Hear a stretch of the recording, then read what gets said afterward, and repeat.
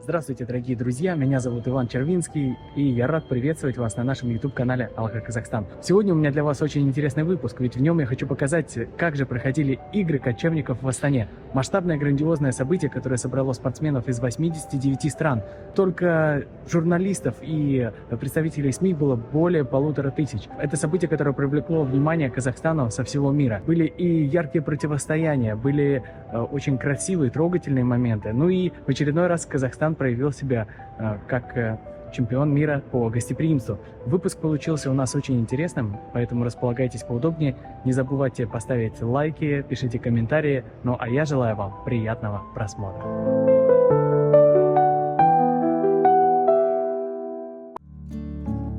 Друзья, сейчас сезон отпусков, поэтому если вдруг вы задумались о путешествии, используйте поиск дешевых авиабилетов Aviasales.kz. В нем вы легко найдете самые лучшие цены за считанные секунды. Представьте себе бескрайние степи Казахстана, где ветер шепчет легенды древних кочевников. А теперь вообразите эти степи, ожившие от грохота копыт, столкновения борцовских тел и звона тетивы луков. Именно такой предстали Всемирные игры кочевников 2024 года в Астане, в Казахстане.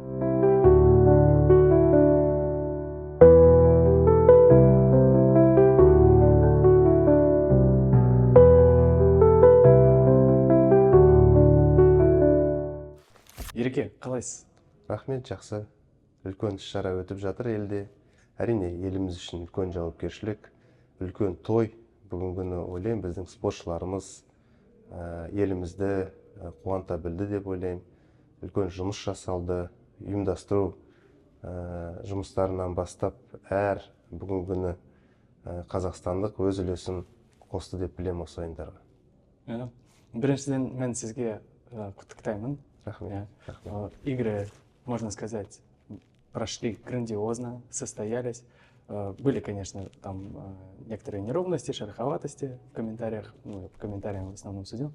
Но в целом, мне кажется, фантастическая реклама для Казахстана, фантастический грандиозный масштаб.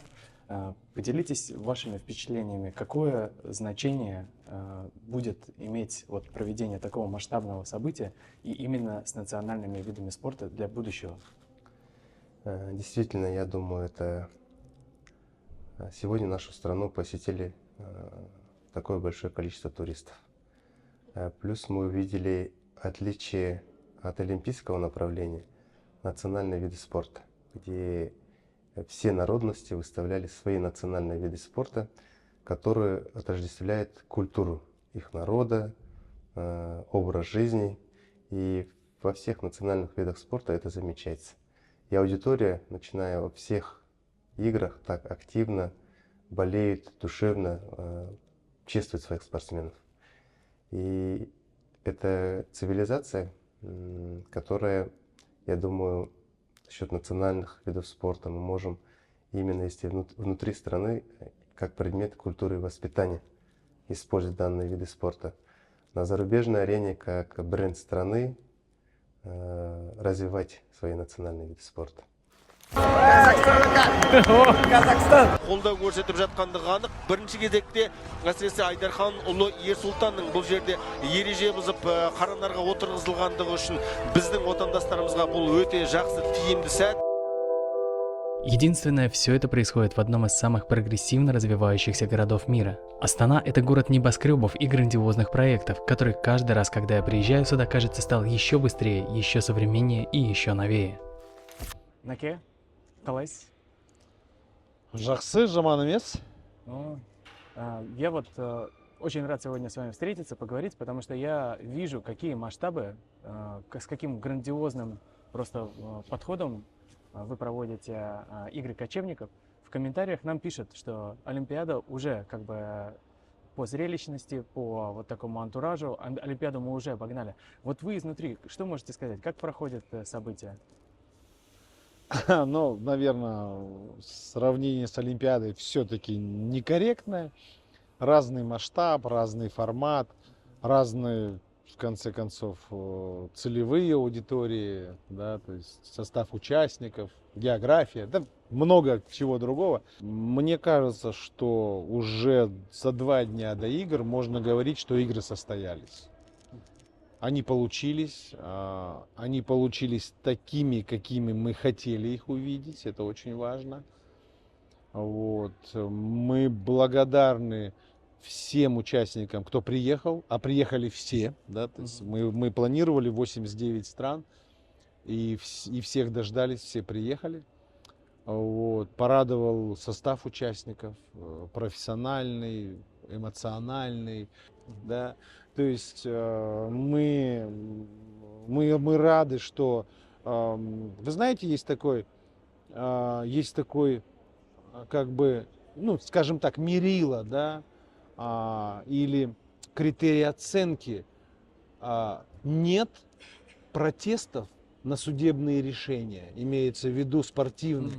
Вот это вот один из критериев, да, что хотя у нас есть очень серьезные денежные призы, да, то есть, но нет протестов спортивных, да, то есть нет протестов на судейские решения, скандалов, засудили, там, да, вот да. То есть, ну, во-первых, мы ставили своим нашему главному судье, да, то есть мы ставили задачу нашим судьям. Нам не нужна победа любой ценой. Конечно, мы никогда не скрывали своих амбиций, что мы у себя дома хотим победить в общем зачете, да, и вообще как бы добиться максимального результата. Но нам не нужна была победа любой ценой.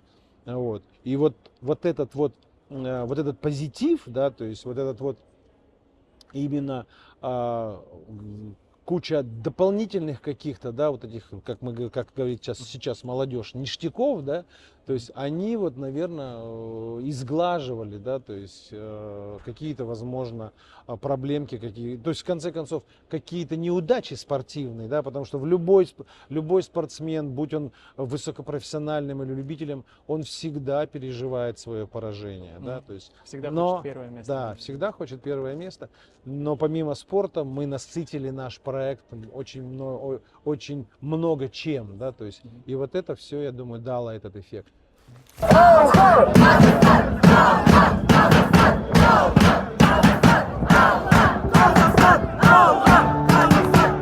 И на самом деле надо сказать, что игры кочевников — это не просто очередное спортивное событие, это яркое празднование кочевого наследия, собрание, объединившее более 2500 спортсменов из более чем 89 стран. Такой настоящий музей истории вживую с яркими костюмами, национальным колоритом и очень эффектными видами спорта. И все это выглядит как большой курултай, настоящий праздник, где собрались все родственники, чтобы пообщаться, рассказать о новостях в жизни, обменяться подарками и вместе сесть за дастархан. Но не дайте праздничной атмосфере ввести вас в заблуждение. Под красочными традиционными костюмами и историческими реконструкциями скрывается яростный дух спортивного соперничества. Возьмем, к примеру, кокпар. Это не просто игра, это испытание силы, мастерства и искусства верховой езды. Представьте себе регби, но верхом на лошадях, с тушей козла вместо мяча, хотя надо сказать, что туша козла была в древние времена, а сегодня играет специальным спортивным снарядом, который только по форме напоминает тушу козла.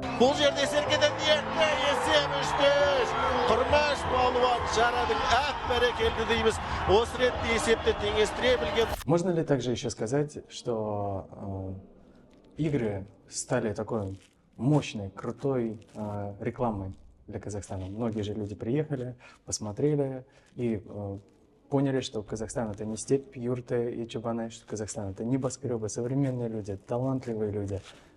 И Казахстан может проводить вот такого масштаба события, они все поедут все домой, будут рассказывать, хвастаться, в социальные сети будут выставлять. Команда, которая была закреплена, отработала, где есть почитание, где есть уважение, где непосредственно каждому гостю уделяется особое внимание.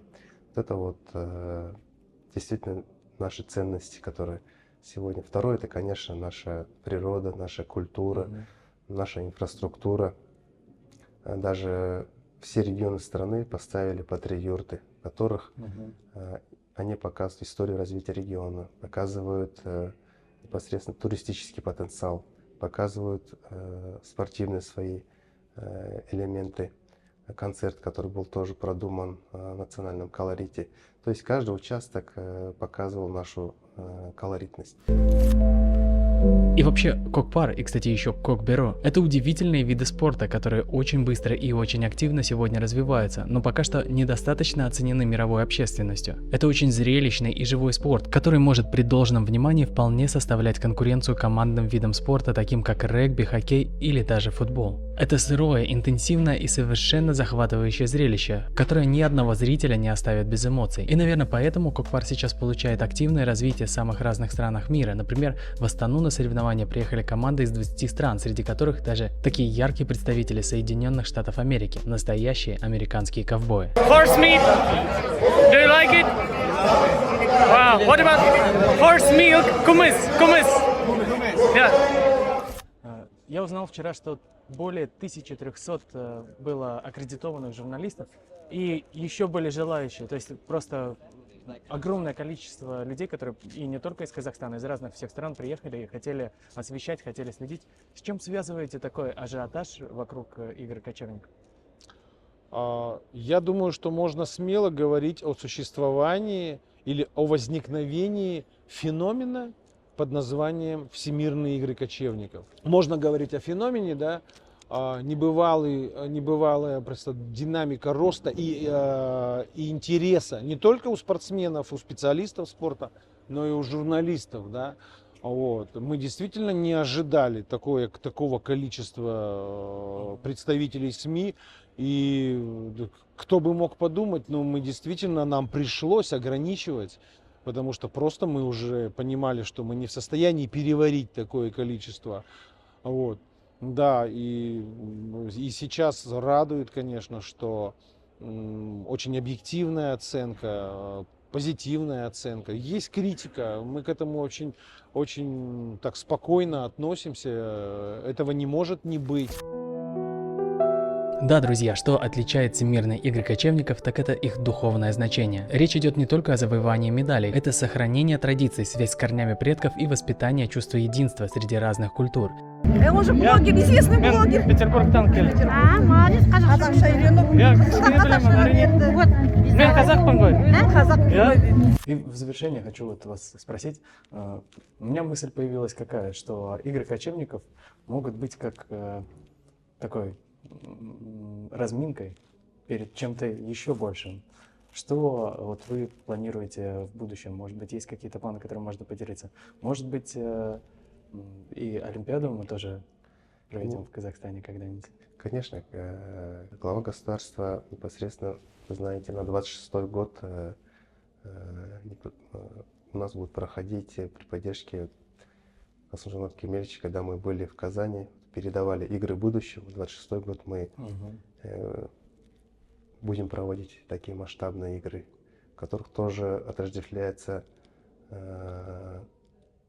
соприкосновение именно кибернаправления. Ты играешь, например, на планшете, точнее на клавиатуре, и параллельно ты выступаешь на площадке. Сегодня большая гиподинамия, молодежь все эмоции на этих планшетах оставляет, то есть очень мало двигается. Если ранее мы с вами двигались 10-12 тысяч движений в день ребенку необходимо по физиологии, то сейчас они эти эмоции могут там за компьютером вынести.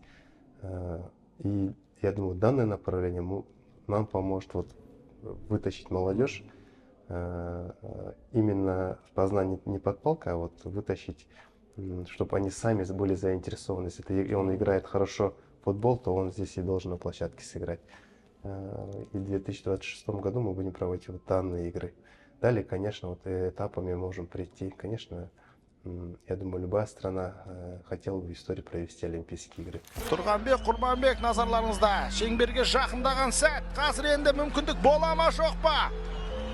Бұл жерде мүмкіндік сәйгүліктің нағыз мықтылығы сыналады. Қазір Серке ортаға тасталды және жеңіл!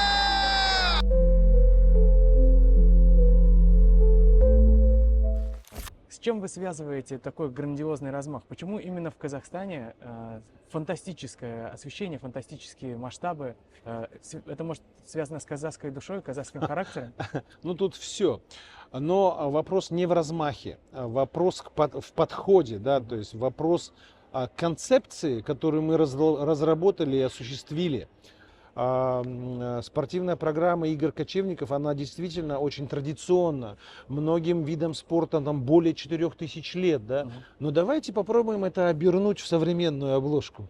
Да, то есть давайте все-таки вот, создадим такую эстетику, да, эстетику игр, которая будет вот это сколлаборировать, да, то есть обернуть в оболочку вот с одной стороны очень натуральный, аутентичный спорт, да, а с другой стороны это ультрасовременный урбанистичный город, да, в центре Великой Степи, в центре в общем-то, и в прародительнице, да, кочевой цивилизации. То есть, и вот это вот то, что вы назвали там размахом, на самом деле размах не такой уж и большой, да, то есть, тем более, наша столица видела и более масштабные мероприятия. Нет, здесь, скорее всего, очень, очень тонкая, выверенная какая-то позиция и подход к решению вот каких-то вот таких вот постановочных задач. И финальный, в завершение вопроса вас спрошу. Играм кочевников 10 лет. Первые игры прошли в Кыргызстане в 2014 году. Какое видите будущее? Хороший вопрос. Так, не задумывался. Вы знаете, во всех областных управлениях спорта должны разрываться телефоны, должны звонить родители и говорят, где записаться на Кокпар, где записать ребенка на Казах-Куресе, да, где, значит, записаться на Тогускумала, Касыкату и так дальше. Вот сверхзадача, которую моя команда, я себе ставил с первого дня организации игр. Круто. Ну и у вас очень, кажется, хорошо получается. Надеюсь. Будем ждать финала, завершения, вот, и тогда уже полноценно подведем итоги. Рахмет. Спасибо. Сизге рахмет.